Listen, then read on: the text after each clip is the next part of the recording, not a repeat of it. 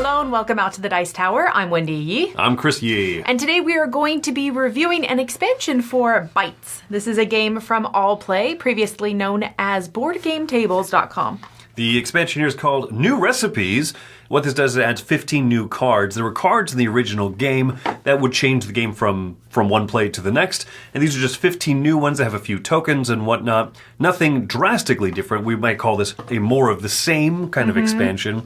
But we can go ahead and show you what's different in this one. I'm not going to be going over a full overview of the game. If you want to watch that, go watch the original review for Bytes on the channel. However, this is going to be an explanation of what it is that comes here in the expansion. You'll notice that there are cards here. These are going to be in addition to the cards that come in the base game, just to add more variety from game to game, and any special tokens over here, additional things, are going to be reflected by some of those cards there. Except for these are just replacements for the small food tokens, because it was weird. Some of the cards said take a token and keep it secret, and now you actually can because the card backs are all the same, so that's going to make that easier, a small little improvement. Now over here, these are going to be cards that change up the way that wine tokens are scored or used, and I really appreciate that because they all explain exactly what they do. When you take a wine token, take a small food token, or a card if you want. Take a small food token. If you have the most of that at the end of the game, score 4 points or tied for 2. Just a different way to score up wine. However, amnesia is going to be worth points.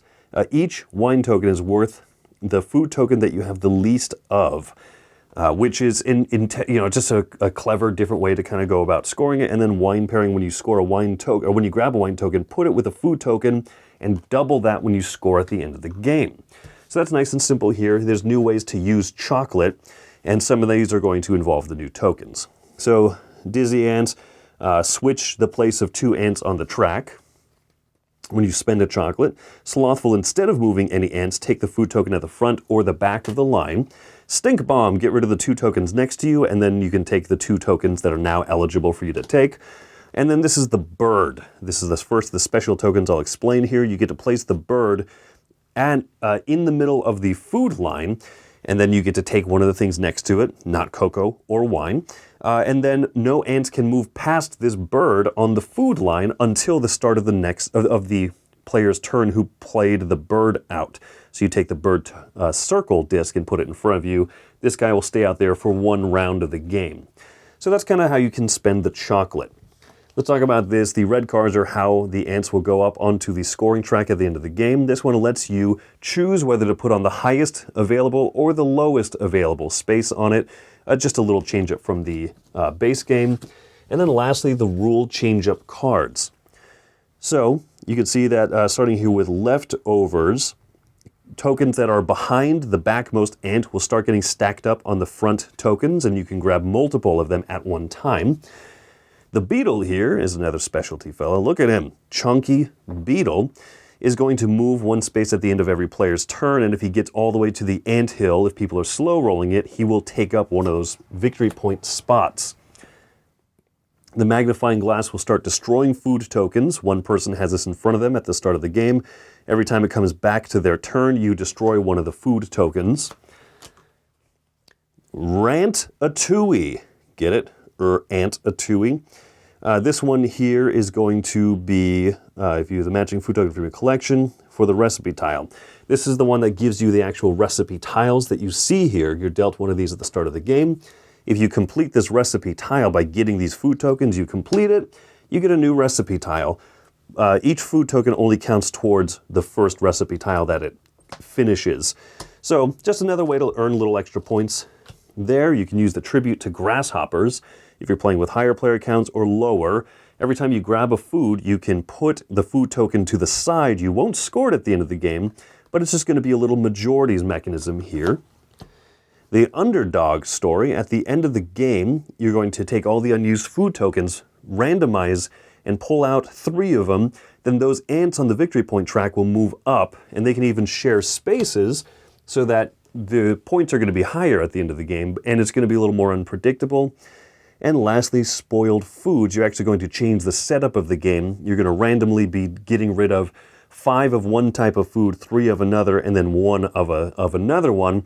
And so that's just going to change the setup. So you always use one of each of the colored cards. You can mix and match with the original game, or use these new ones if you like. And that's what's inside the New Recipes expansion.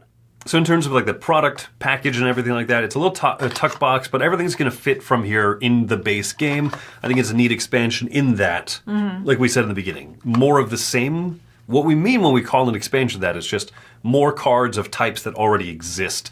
You're not adding a new night phase and an adventure quest mechanism on the side. It's just things that already are in there, but new varieties, maybe some more complex ones that came in the base box. I think that makes it easy to add this expansion because you literally just pick a few more cards and you play them and you go. They are a bit more complicated. And when you look through the cards, all the cards in this game are labeled based on number of stars, 1 through 3. There are a lot more 3-star cards, and there are definitely some of these that I feel like make it a lot headier and really, really thinky in a way that I don't want this game to be. I love heavy games. I like when there's tons to explore, and this does add more to explore. But at the same time, I feel like what really makes Bytes stand out is its simplicity, its cuteness and its simplicity. And adding in this expansion for me really made it fit more into that mid-weight light kind of category. What it makes me think of is I really love King Domino. And then when Queen Domino came out, I was very excited because I was like, ooh, this is more of what I love. But instead, it just added more and more thinkiness and more rules. And at the end of the day, I would just rather play King Domino. And I feel like if this were in my collection and I had this expansion added in, I feel like, oh, there's just more cards to go through. And it's not more of what I love, but instead just makes it more complicated. That's funny that I have an opposite reaction to you with this one. I do agree that, on King Domino, for example, one of my favorite games. It's on my top 100 and everything. I kind of prefer the more simpler versions of it to the more complicated ones. But this expansion for me, I think it's because this is modular. You can choose which of these cards you want to even consider when you're going to play the game. Because I'll be forthright and say that there's a few of these cards I don't really like. The new red one here, these determine what order the ants go onto the anthill. I actually don't like this one that much, choosing highest or lowest. I kind of prefer when it's just first one gets there highest, then the next highest. This one, like you said, it's more heady. This is for sure, I think, the headiest card in the sense of I'm never going to move an ant to be the next to last one if I'm kind of invested in that one, or if I know that you're really invested in that one. I'm never going to move it to a point where you can then make it, choose for it to be the highest. But you're never going to want to move it that close to it so that I can tank it. You know what I mean? Those are the It requires so much forethought. A little bit more than I want for this game. It slows down the game, yeah. And I feel like some of these are absolutely great, and I'm doing an overall for the whole pack. But some of these, I feel like they add that level of AP and that level of I have to decide before I even play anything what my strategy is going to be, what the best setup on the board is. Where instead in the base game, there's very little that changes in that setup. I mean, you might have logs out, you might have, the chocolate and the wine somewhere else. Yeah, whatever.